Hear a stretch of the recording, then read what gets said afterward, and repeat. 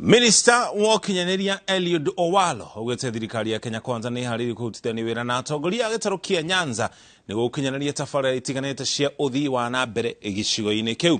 Gũkĩrĩ ũguo, Owalo orĩtie atongoria ya gĩcigo kĩu metheme na kwamũrania gĩcigo kĩu na mĩbango ya thirikari nene nĩ ũndũ wa mĩrũgamo yao ya ũteti, tondũ thirikari nene yagĩrĩirwo nĩ gũtungatĩra andũ othe gũtekũmakania mĩahũ ĩrĩa yanyitire thirikari mbaru hĩndĩ ya gĩthurano. Owalo arĩtie arĩ mwena wa Ugunja kaunti-inĩ ya Siaya hĩndĩ ya mĩhang'o ya kũheana ũteithio wa irio kũrĩ bamĩrĩ iria ihinyĩrĩrĩkĩte. Thank you very much.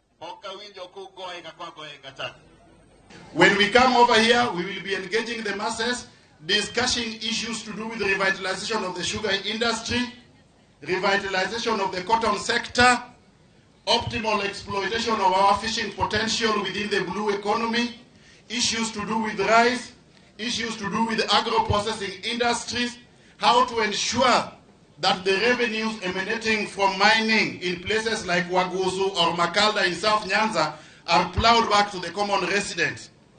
Those are the type of discussions that we will be having in this region.